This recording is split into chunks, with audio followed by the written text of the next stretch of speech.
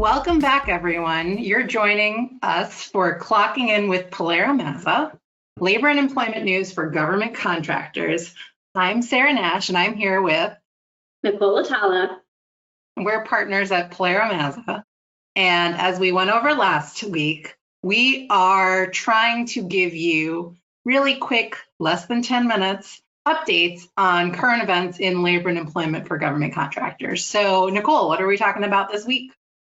This week, for our inaugural actual podcast, drum roll please, we are going to be talking about the implementation of the minimum wages for government contractors under 14026.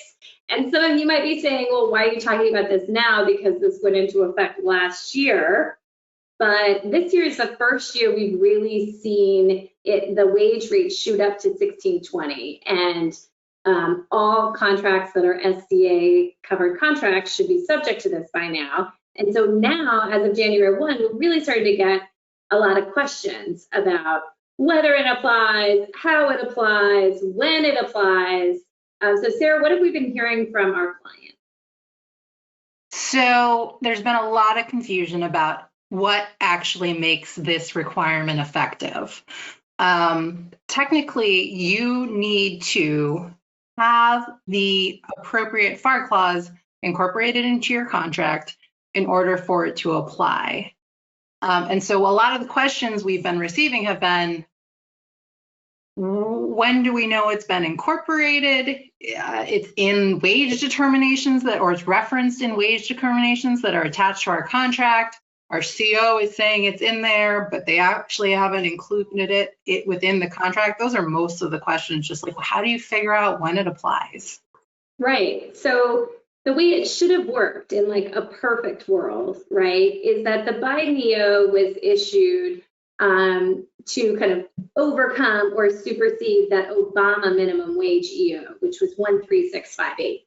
So you might have had this FAR provision in your contract, which would have been 52222-55, minimum wage for government contractors under EO 13658, right? And so in 2022, as of the end of January, contracting officers were supposed to update that FAR clause. Same FAR clause number, not a different number. It's 52222-55. But now all of a sudden, as of 2022, you should have seen the name change. Minimum wage for government contractors under Executive Order 14026. Okay, so it made it really confusing. It's the same FAR clause number. And some contracting officers are saying, well, like, it's the same number. You've already got it. But the regulations make it pretty clear that that name matters. And so the new FAR clause needs to be in there, at least the new name. And that's important because its incorporation is really what triggers your ability to get a price adjustment. So we get worried that if we don't have the right one in there, the government's going to disclaim liability for for that wage adjustment that has to happen. So in 2022, at your option year, you should have gotten the new FAR clause, and that would have triggered an increase from the old EO rate or whatever wage determination rate you had, because it's an SCA contract, right? It would have jumped to $15 an hour in 2022 at your option year. But Sarah, then what happens on January 1st, 2023, assuming it's in your contract and it's gotten incorporated like it should have? Nicole, you have segued into the second most popular question that we receive, and that's, how do we know when this goes into effect? And the answer is, assuming again that right FAR clause is in your contract, it happens automatically on January 1, 2023. And so if you have employees who are covered under this minimum wage requirement, there is an obligation that you increase those wages to 1620 on January 1, regardless of whether you've already received that additional price adjustment from your customer. That's another question we received. Can I just wait until our government customer provides that additional funding? And technically the answer is no. And if DOL were to investigate and conduct an audit, they would be very unhappy to find that you had not automatically made those increases. Right. So let's walk through a quick example. Your option year is October 1st, 2022. So prior to October 1st, 2022, you have just that old EO leveled in there. I can't even remember what it was so long ago. But or it's the higher of that your wage determination rate, any state or federal minimum wage, or the federal contractor minimum wage. So remember, in labor and employment, we pay the highest minimum wage that's applicable, right? So it hits our contract October 1st, 2022. We raise rates to $15, or we at least make sure everyone that's working on or in connection with that contract is making $15 an hour. Then the Department of Labor in October, November last year, I can't remember exactly the date, but they say, congratulations, everyone. January 1st, that rate's going to go up to $16.20. January 1st, 2023 hits, you should have increased rates to $16.20 an hour. No additional action by the contracting officer is needed at that point.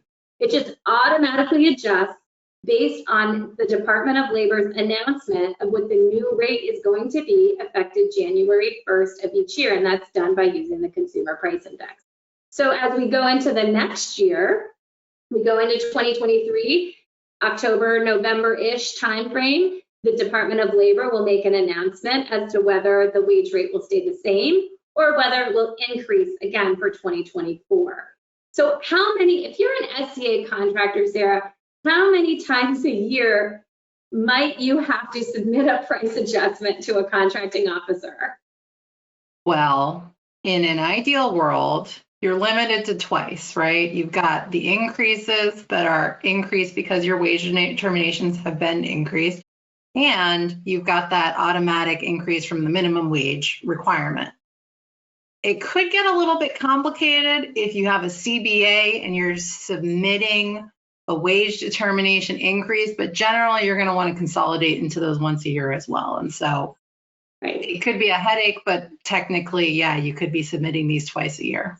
And they might not hit at the same time, right? So you might have that increase that hits January 1st, but the SCA wage determinations aren't going to get incorporated into your contract until your option year. And so then at each of those benchmarks, January 1st and your option year on each contract, you need to look to see if the wage rates have increased and eclipsed the minimum wage that you're already paying, right? So that's kind of how this thing works. Some of the issues I've seen with contracting officers is they just miss it or they don't think they have to update it. And then, and I've had contracting officers just refuse to update it because they think the old FAR clause applies. And in those cases, just make sure you have it in writing that they are going to honor the new rates that are published pursuant to Executive Order 14026, right? And it needs to be the contracting officer, not anybody else. So I don't know that I would die on the argument as long as you get it in writing from the contracting officer that they consider 14026 to have been applied to your contract and that they will, pay those price adjustments if necessary. Anything we didn't cover, Sarah? I think we covered it all. You touched on this briefly, but I'm going to repeat it just because it's such an integral part of this whole process. Just because your wage determination has lower rates than the minimum wage doesn't mean that you get a pass on that 1620 rate. And so Nicole mentioned it's the highest of any of the applicable minimum wage rates. So whether that's the prevailing wage rate in your WD, whether that's the rate that the union has negotiated, or that 1620 an hour, whatever the minimum or the highest of those minimums is what controls. So it's just important to keep that in your mind because it not always on the face of the paper that you're looking at. And I'm going to repeat one more thing before we sign off. Wage determinations do not incorporate a FAR clause into your contract. So wage determinations have this really tricky language that references the executive order on it and minimum wages, but that's not what applies this executive order to your contract. This executive order stands alone outside of the SCA. It is not a SCA regulation. It just happens to apply to SCA contracts. Right? So it's got to be incorporated in your contract through that FAR clause. So if you have any questions about this, feel free to reach out to Sarah or myself at PilieroMazza. Otherwise, we'll see you next time. See you next time.